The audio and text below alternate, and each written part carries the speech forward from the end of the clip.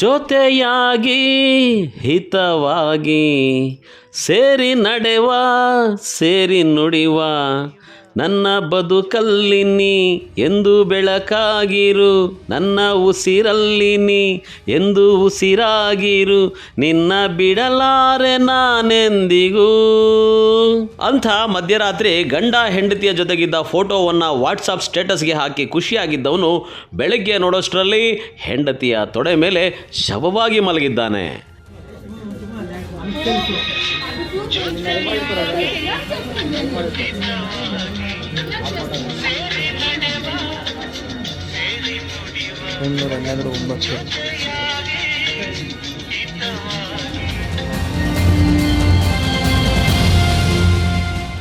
ಹೌದು, ಚಿಕ್ಕಬಳ್ಳಾಪುರ ತಾಲೂಕಿನ ಗುಂಡ್ಲಹಳ್ಳಿ ಗ್ರಾಮದ ಮುನಿರಾಜು ಸಾವಿನ ಕುಣಿಕೆಗೆ ತಲೆಯೊಡ್ಡಿರೋ ವ್ಯಕ್ತಿ. ಅಂದಹಾಗೆ ಬಾಗೇಪಲ್ಲಿ ಮೂಲದ ಸುನೀತಾ ಎಂಬುವರನ್ನು 13 ವರ್ಷಗಳ ಹಿಂದೆ ಮುನಿರಾಜು ಮದುವೆಯಾಗಿದ್ದ.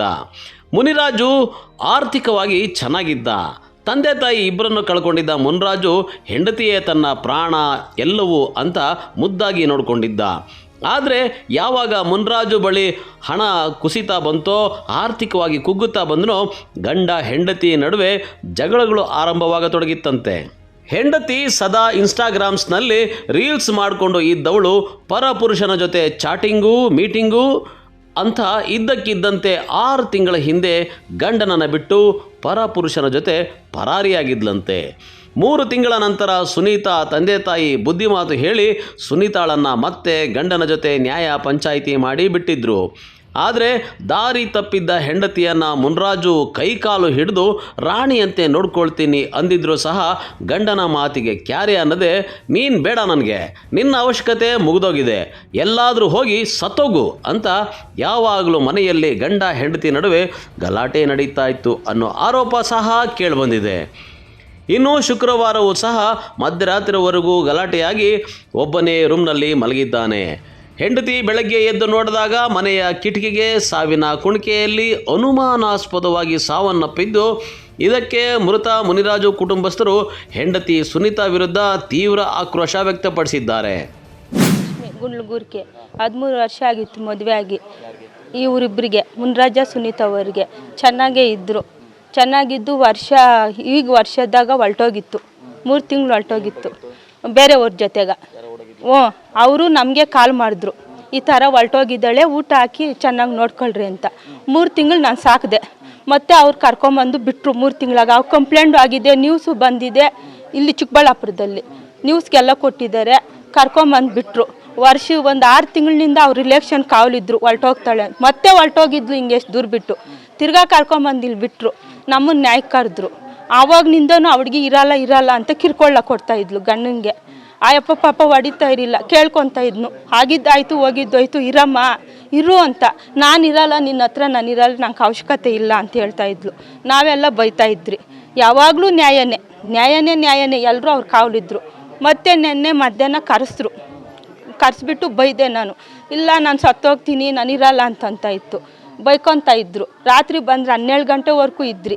ಅವಳು ನೀನು ಸತ್ತೋಗು, ಇರಬೇಡ, ನನಗೆ ಅಷ್ಟು ಇಷ್ಟನೇ ಇಲ್ಲ ಅಂದ್ಲು. ಇಲ್ಲ, ನೀನು ಅನ್ನು ನಾನು ಇರ್ತೀನಿ ಅಂದ್ಲು. ಇಷ್ಟ ಇಲ್ಲ ಅಂದ್ಲು. ಅವನಷ್ಟು ಅವ್ನು ಸತ್ತೋಗಿರಲ್ಲ. ಬೆಳಗ್ಗೆ ನಾವು ಬರೋ ಪಟ್ಟಿಗೆ ಮಲ್ಸ್ಕೊಂಡವಳೆ. ಸತ್ತೋಗಿದ್ದಾನೋ ಇಲ್ಲ ಅನ್ನೋದೇನು ಗೊತ್ತು. ಅವನಷ್ಟು ಅವ್ನು ಸಾಯೋಕ್ಕಾಗಲ್ಲ. ಅವಳೇ ಕಾರಣ, ಎಂತಿನೇ ಅವ್ನು ಸಾವನ್ ಕಾರಣ. ಅದು ಗೊತ್ತಿಲ್ಲ, ನಾವು ನೋಡಿಲ್ಲ. ತೊಡೆ ಮ್ಯಾಗ ಮಲ್ಸ್ಕೊಂಡವಳೆ, ಸಾಯ್ಸಾಕಿರ್ತಾಳೆ. ಎಂತಿನೇ ಕಾರಣ. ಇವಾಗ ಬೇರೆಯವ್ರ ಜೊತೆಗೆ ಹೋಗಿರೋದಕ್ಕೆ ತಾನೇ ಅವ್ನಿಗೆ ಹಿಂಗಾಗಿರೋದು. ಬೇರೆಯವನಿಲ್ಲಾಂದ್ರೆ ಅವನ ಹತ್ರ ಜೀವನ ಮಾಡ್ತಾ ಇದ್ಲಲ್ಲ. ನೆನ್ನೆ ಸಹ ನಂಗೆ ನಿನ್ನ ಇಷ್ಟ ಇಲ್ಲ ಒಂದು ಸರಿ ಅನ್ನಮ್ಮ ಇರ್ತೀನಿ ಅಂದ್ರೂ ಅವಳು ಅಂದಿಲ್ಲ. ನಾನು ಮುಂದೆನೇ ಅಂದ್ಲು, ನೀನು ಸಾಯೋಗು ಅಂತ. ನಾನೇ ಸಾಯ್ಸಾಕು ಅಂದ್ರೆ ಸಾಯ್ಸಾಕ್ತೀನಿ ಬಿಡು, ನೀನು ಸತ್ತೋದ್ರೆ ನಂಗೇನು ಅಂತ ಇದ್ಲು. ಏನು ಅನ್ನಿಸ್ತು ಅಂದರೆ ತೊಡೆ ಮ್ಯಾಗ ಮಲ್ಸ್ಕೊಂಡವಳೆ. ಯಾರು ಸಾಯ್ಸಾಕಿದ್ರು ಎಂತಿನೇ ಕಾರಣ ಸಹ ಅವಳಿಗೆ ಗೊತ್ತಿರಬೇಕು. ಎಲ್ಲ ಆಗುತ್ತೆ. ಮೇಲೆನಿಂದ ಹಾಕ್ಕೊಂಡ್ರೆ ಸತ್ತೋಗ್ತಾರೆ. ಕುತ್ಕೊಂಡಿರೋ ಹತ್ರ ಯಾರೂ ಸಾಯಲ್ಲ. ತೊಡೆ ಮ್ಯಾಗ ನಾವು ಬರೋ ಪಟ್ಟಿಗೆ ಇರಬೇಕಾಗಿತ್ತು, ಬಿಚ್ಚಬಾರ್ದಾಗಿತ್ತು. ಯಾಕೆ ಮಲ್ಸ್ಕೊಂಡ್ಲು ತೊಡೆ ಮೇಲೆ? ಅಷ್ಟೇ. ಅವಳನ್ನೇ ಕೇಳಬೇಕು, ನ್ಯಾಯ ಕೊಡಬೇಕು ನಮಗೆಲ್ಲ. ಲಕ್ಷ್ಮಿ. ಅಂದಹಾಗೆ ಮುನಿರಾಜು ಫೈನಾನ್ಸ್ ಕೆಲಸ ಮಾಡುವಾಗ ಲಕ್ಷಾಂತರ ರೂಪಾಯಿ ದುಡಿತಾ ಇದ್ದ. ಯಾವಾಗ ಫೈನಾನ್ಸ್ ಕೆಲಸ ಬಿಟ್ಟು ವೈರಿಂಗ್ ಕೆಲಸ ಮಾಡಿಕೊಂಡಿದ್ನೋ ಹೆಂಡತಿ ಪರಪುರುಷನ ಸಹವಾಸದಿಂದ ದಾರಿ ತಪ್ಪಿದ್ದಾಳೆ ಅಂತ ಮುನಿರಾಜು ಪೋಷಕರು ಆರೋಪಿಸಿದ್ದಾರೆ. ಸುನೀತಾಳ ಪೋಷಕರು ಬುದ್ಧಿವಾದ ಹೇಳಿ ಗಂಡನ ಮನೆಗೆ ಬಿಟ್ಟು ಸುನೀತಾಳ ಚಿಕ್ಕಮ್ಮನನ್ನು ಕಾವಲಿಗಿಟ್ಟಿದ್ರು. ಆದರೆ ಗಂಡನನ್ನು ಒಪ್ಪದ ಸುನೀತಾ, ನೀನು ಬೇಡ, ನೀನು ಸತ್ತೋಗು, ಬಿಟ್ಬಿಡು ನನ್ನ ಅಂತ ಪ್ರತಿನಿತ್ಯ ಗಲಾಟೆ ಮಾಡ್ತಾ ಇದ್ಲಂತೆ. ಇದರಿಂದ ಬೇಸತ್ತಿದ್ದ ಗಂಡ ಮುನ್ರಾಜು ಶುಕ್ರವಾರ ರಾತ್ರಿ ಅನುಮಾನಾಸ್ಪದವಾಗಿ ಸಾವನ್ನಪ್ಪಿದ್ದಾನೆ. ಇನ್ನು ಹುಡುಗಿ ಕುಟುಂಬಸ್ಥರು ಸುನೀತಾಳ ಕಾಟದಿಂದಲೇ ಮುನ್ರಾಜು ಸಾವನ್ನಪ್ಪಿದ್ದಾನೆ ಅಂತಾರೆ. ನಮ್ಮ ಹೆಸರು ವೆಂಕಟರಮಣ ಸರ್. ನಿನ್ನೆಯಿಂದ ಜಗಳ ಆಗ್ತಾಯಿದ್ದೆ ಸರ್. ಅವರು ಇವ್ರಿಗೂ ಜಗಳ ಆಡ್ಕೊಂಡು ಹೊಡ್ಕೊಂಡ್ರು. ನಾನು ಸುಮ್ಮನೆ ಇರಮ್ಮ, ಸುಮ್ಮನೆ ಇರೋ ಅಂದರು. ನಮ್ಗೆ ಬೇಕಾಗಿಲ್ಲ, ಅವನು ನಮ್ಗೆ ಡೈವರ್ಸ್ ಬೇಕು, ನಾನು ಹೋಗ್ತೀನಿ ಅಂದರು ಅವರು. ಆ ಹುಡುಗಿ, ನೀವು ಡೈವರ್ಸ್ ಕೊಡ್ತೀನೋ ನಾವು ಸತ್ತೋಗ್ತೀನಮ್ಮ, ನಮ್ಗೆ ಬೇಡ ಅಂದರು. ಅಷ್ಟೊತ್ತಿಗೆ ನಾವೆಲ್ಲರೂ ಮಾತಾಡಿ ಸಾಯಂಕಾಲದಿಂದ ಇದ್ದು 12 ಗಂಟೆವರೆಗೂ ಅವ್ರ ಫ್ಯಾಮ್ಲಿನೂ ಬಂದಿದ್ರು, ಮಾತಾಡಿದ್ರೆ ಸರ್. ಅಷ್ಟೊತ್ತಿಗೆ ಅವನು ಇಲ್ಲಿ ಕೂತ್ಕೊಂಡಿದ್ದೆ. ಬಾಪ ಮಲಗಿಕೋ ಅಂದೆ ನಾನು. ನೀವು ಮಲಗಿಕೊಂಬ, ನಮ್ಗೆ ನಿದ್ರೆ ಬರ್ತಾಯಿಲ್ಲ, ನಾವು ಮಲಗಲ್ಲ, ನೀವು ಹೋಗಕ್ಕ ಅಂದರು. ಸ್ವಲ್ಪ ಹೊತ್ತು ಅಲ್ಲೇ ಕೂತ್ಕೊಂಡು ಆ ಹುಡುಗಿ ಆ ರೂಮಲ್ಲಿ ಹೋಗಿ ಮಲಗಿದ್ರು, ಆ ಯಪ್ಪ ಅಲ್ಲಿ ಹೋಗಿ ಮಲಗಿದ್ರು. ಅಷ್ಟೊತ್ತು ನೋಡಿಕೊಂಡೇ ಇದ್ದೆ ಸರ್, ಹಂಗಾಗಿದ್ದಾನೆ. ಬೆಳಗ್ಗೆ ನಾವು ಆ ಹುಡುಗಿ ಬಾತ್ರೂಮ್ಗೆ ಹೋಗಿದ್ರು. ಈ ಹುಡುಗಿ ಹೋಗ್ತೀನಿ, ನಾನು ಇರಲ್ಲ, ನಾನು ಓಡೋಗ್ತೀನಿ ಅಂದರು. ಇವ್ರು ಹೆಂಗೆ ಹೋಗುತ್ತಂತ ನಾನು ಆ ಹುಡುಗಿನೂ ನೋಡ್ಕೊಂಡಿದ್ದೆ. ನಾನು ಬಾತ್ರೂಮ್ಗೆ ಹೋಗಿ ಬಂದಮೇಲೆ ಹಂಗಾಗಿರೋ ಸರ್. 5 ಗಂಟೆ ಆವಾಗ ಸರ್. ಅವ ಯಪ್ಪ ಬೇಡ ಅಂತೆ ಸರ್. ಯಾಕೋ ಅವ್ರನ್ನೇ ಕೇಳಿ ಸರ್. ನಮ್ಗೆ ಬೇಡ ನಾವು ಅಂತ ಹೇಳಿದ್ರು ಅವರು. ಅವ್ರು ಸಂಸಾರ ಮಾಡ್ತೀನಿ ಅಂದರೆ ನಾವು ಇರ್ತೀನಿ, ಇಲ್ಲ ಅಂದ್ರೆ ಹೋಗ್ತೀನಿ ಅಂದ್ರು ಅವರು.